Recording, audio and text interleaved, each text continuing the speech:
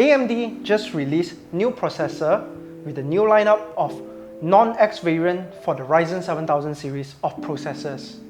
Now, with the absence of just one letter, X, is there actually any reduction in performance of the processors? Do you think you should splurge just a bit more to get the X variant of processors, or is there actually enough value for the non-X variant of the processors to warrant a sale?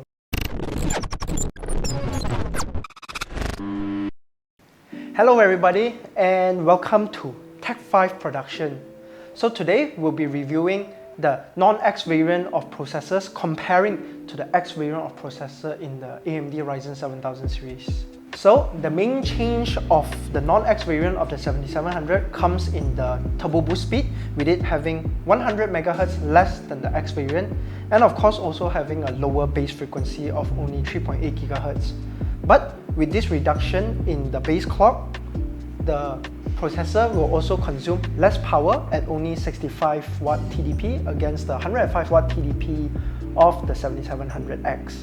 Now, other than the clock speed changes, the thing that makes the 7700 more competitive would be, first of all, its pricing, as it's priced at 1,569 ringgit as opposed to 1,899 ringgit of the 7700X. And to sweeten this deal, AMD actually has provided with the AMD Rave Prism cooler, again last seen at the 3700X I believe.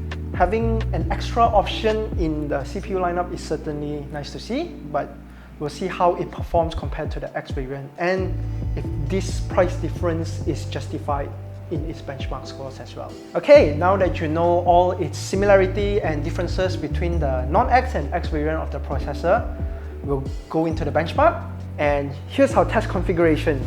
We'll be doing gaming and productivity benchmarks both together, and to show you what's the differences between both of them.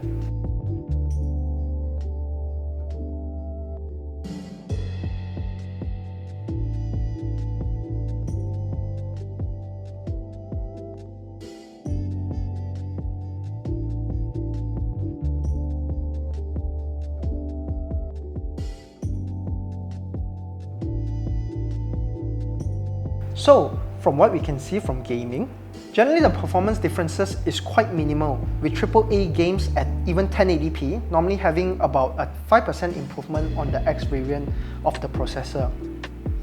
While performance is essentially identical, with the system being GPU bound on the higher resolution such as 1440p and 4K.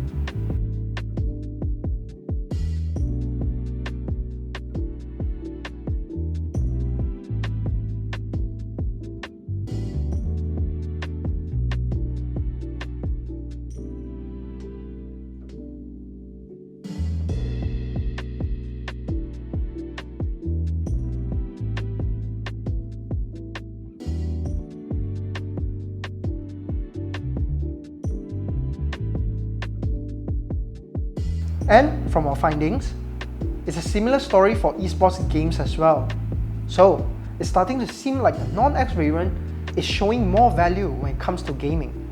So, just stick to the non-X variants, right? Well, not exactly.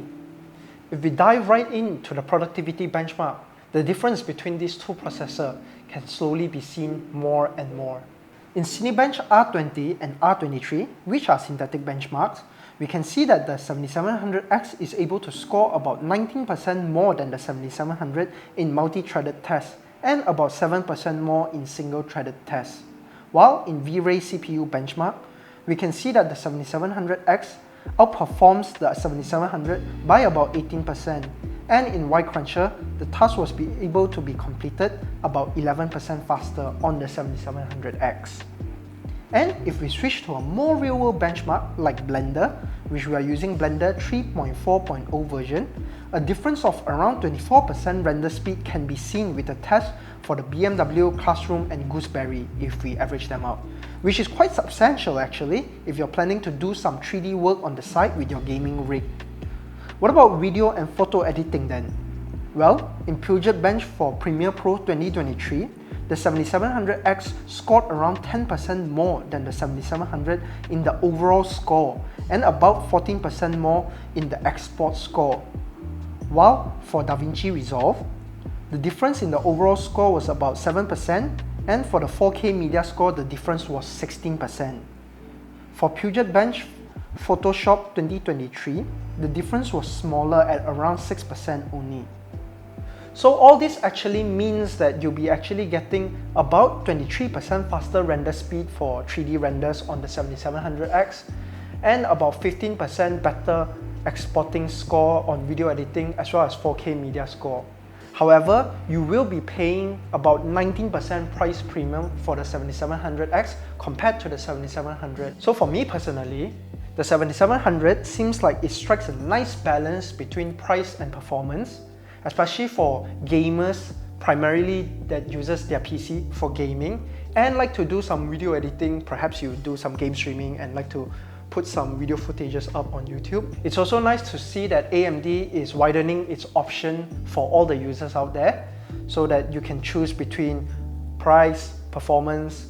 If you're someone who's looking for more performance like the Ryzen 7 but don't want to splurge on the X series and you don't want to cut down on the budget on the 6-core variant like the Ryzen 5, this seems like a nice in-between of both of them. What do you guys think of the 7700? Do you think it's great that AMD is launching more options for the consumers to choose from?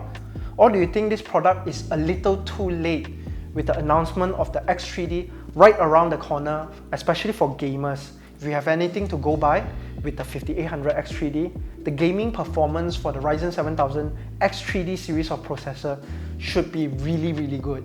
But we'll just have to wait and see for that. And will you guys be getting onto the AM5 platform with the new releases of these non-X variants of processor? Or you're on board with the X3D? Let us know in the comments below, as we like to know. Be sure to like, share, subscribe to our channel to get more news and more reviews on more products that is coming real soon. We're real excited for the year of 2023 as we think that there will be a lot more things that we can share to everyone around. So that's all from me today. Stay safe and goodbye.